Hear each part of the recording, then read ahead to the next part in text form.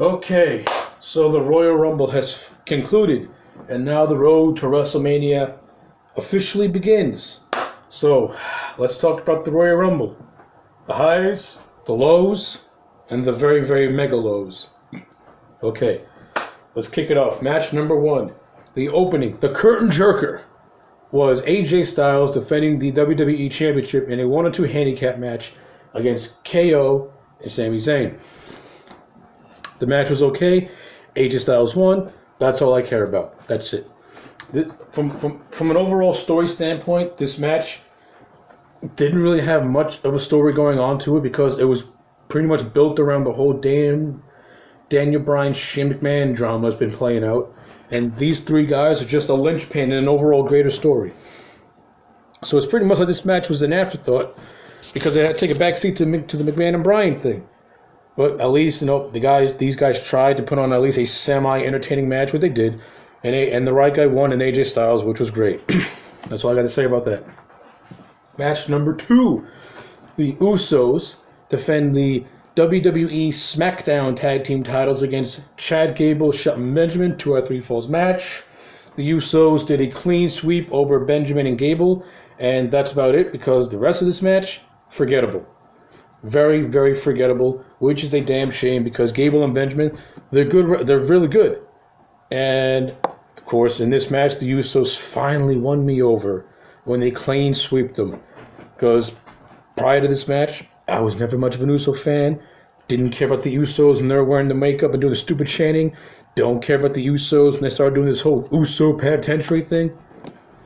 And even though I did not mind the Usos at the Royal Rumble, I don't care. I still don't care about the Usos. They don't do it for me at all. But at least they won.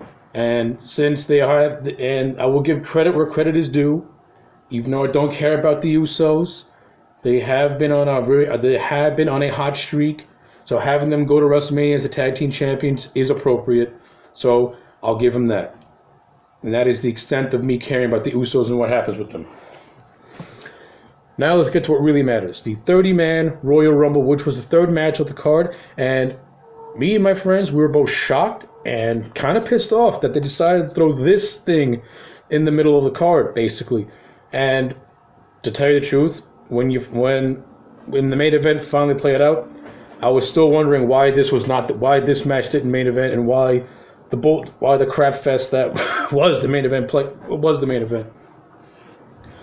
To tell you the truth, what happened in the main event did not even trickle any excitement out of me at all. So I would have switched the Rumbles around. That's just me. But anyway, the big story of this thing is simple. Nakamura wins the Royal Rumble. What happened in the match? Forgettable. And with the exception of the debut, with the exception of Andrade Cien Almas and Adam Cole being surprise entries, that was pretty cool. That was cool to see. And the both of them, got a little bit of shine going on there. We got the return of the Hurricane, which was pretty fun. And of course, Rey himself, Rey Mysterio is back, and Mysterio looked great. He looked in being great shape. He was moving like he used to move. So he didn't slow down a bit.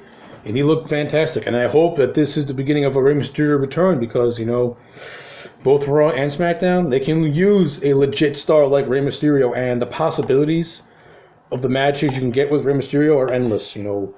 Rey maybe against Balor, Rey against AJ, maybe a Rey Nakamura type deal can go down. So hopefully this is not a one-off return for Rey and that he does come back at least on a part-time gig. Like Rey Mysterio, I can actually see doing something, a little bit of a part-time gig, maybe a full-time gig, I don't know. But it was cool seeing Rey Mysterio come back again, and the whole ending sequence. But like I said, aside from some returns and some, surprises, this whole match itself was pretty dull. It was pretty dull. It did not pick up steam until you got to the final four, which was Nakamura, Balor, Roman, and Cena. And then, once all was said and done, it got down to Nakamura, got down to Roman Reigns, and I will not lie, looking back on it 24 hours later, they did have a pretty cool little mini match going on in there, man. When you actually watch when you actually like let everything settle in and you look back on it, Nakamura and Reigns had a really cool, intense, nail-biting mini match where there were moments where I actually thought Roman was going to win, and I was clinging on to hope that WWE was going to do the right thing and give it to Nakamura, which they did, which was great. And of course, he right away said he wants AJ at WrestleMania. So yes, it's fine. It's going to happen. Nakamura and AJ Styles will collide at WrestleMania, and I can't wait. That is the only match right now. That is the only match that I cared about. That I actually cared about, and I cared about seeing this thing since last year. Because that's the only match that can get any excitement out of me when it comes to WrestleMania this year. Because after reading and hearing rumors of what's planned for this year's WrestleMania, AJ versus Nakamura really is the only saving grace, because I can care less about the nonsense they got planned for Mania this year. Unless they do a big course correction and change those plans, AJ versus Nakamura is the only thing on that show that is worth talking about. So yeah, Nakamura wins the Men's Royal Rumble. Why it didn't main event is beyond me, because Nakamura and Reigns had a big 4 caliber mini match that could have been, and I would not mind seeing Reigns and Nakamura have a full length match, because I think those two could, put on a damn good show, because they're putting on a damn good show as the final two. I can't lie. I cannot lie and say they didn't, because they did. Okay, so after the crowd pretty much was drained out and dead after the Men's Royal Rumble match, we get the Raw Tag Team title match, and I've seen this match about 1,000,001 times, and I don't give a fuck. I don't give a shit about Rollins and Jordan against The Bar. I don't care. Raw needs tag teams, because their division is fucking garbage. Complete and utter garbage. The Revival are a non-factor. You cannot take them credible, especially after the bullshit that happened on Raw 25. Gallows and Anderson are completely fucking useless. And Slater and Rhino, they're a jobber team. Apollo and Titus, just get rid of them already. Raw has no credible teams. All right, the AOP, Raw needs the AOP on their side right now, because they need teams. They got shit.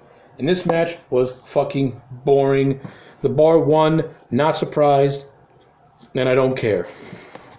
Speaking of not caring, the triple threat match for the Universal Championship, Kane versus Braun versus Brock. Brock wins. That's it. Everything else in this match was fucking garbage. Trash, trash, trash. Braun smash. Brock wins. Take a piss. Let's move on. Now we get to the main event, 30 Women Royal Rumble, and Jesus fucking Christ, this company tried way too hard to make this thing feel important. You have Charlotte and Alexa Bliss at ringside. You got Stephanie McMahon on the commentary. You have Maria Menounos doing the guest ring announcing. Ever since this women's revolution started, this company gave you no reasons to care about this shit.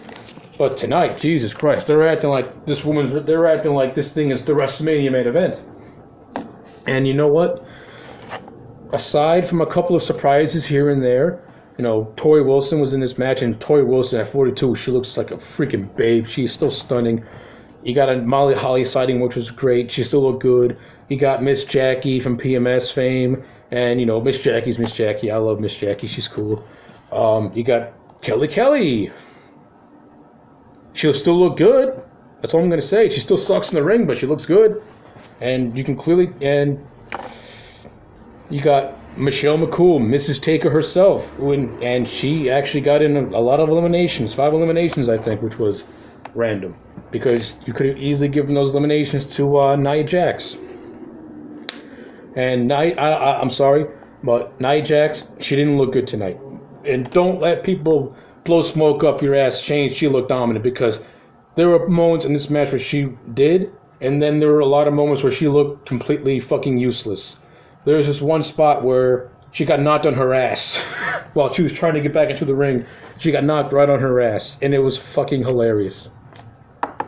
Beth Phoenix came back, and actually her and Nia, they had a showdown, and they tried to make it feel big, but it came across like a fart in church, pretty much.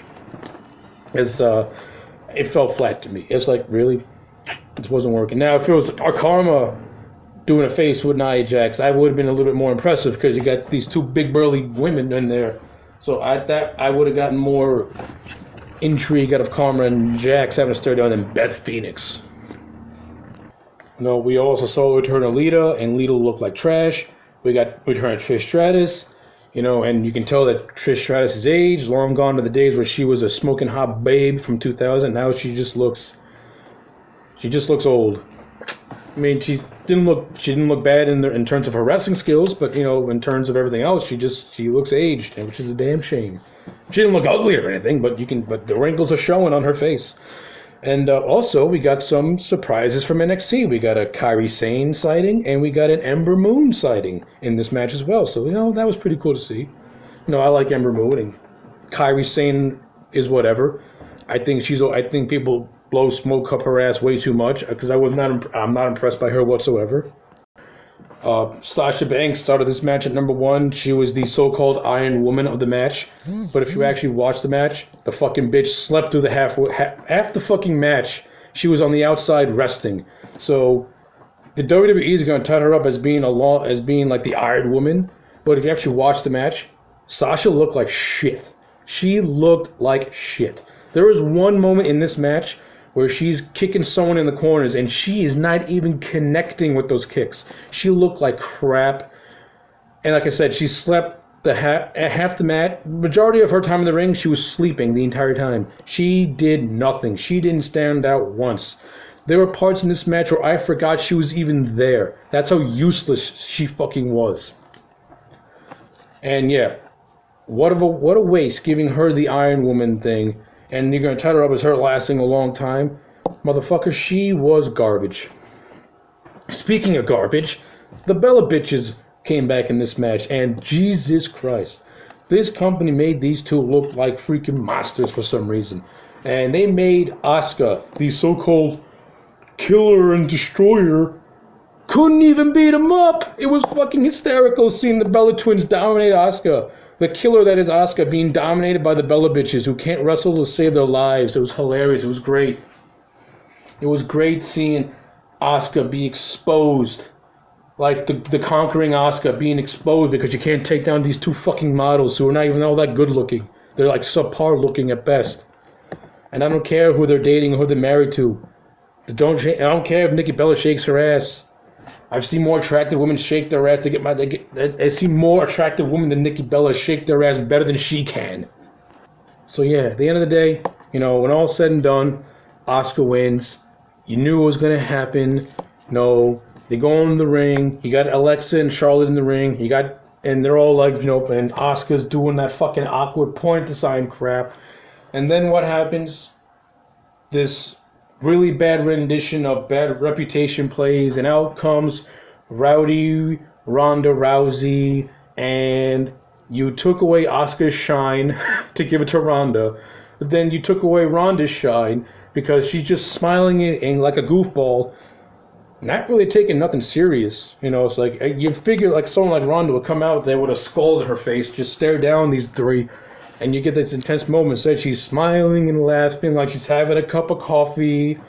And yeah, this fucking sucked. I don't give a shit about Ronda Rousey at all. I don't care.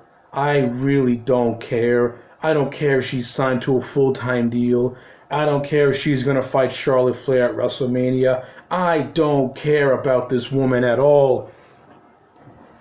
Instead of focusing on improving what you have right now, you got to go for outside help for a quick fix. That's what WWE does now. They go to outside help for a quick fix, and that's all it is. It's just a quick fix. Because in 6 months from now, just like her UFC career, Ronda Rousey is going to be completely irrelevant, and no one's going to give a damn. The only people that are going to give a damn are the hardcore fans that are going to make excuses to want to give a damn about this woman. I don't care that Ronda Rousey's here. I don't care. She's not going to leave no impact.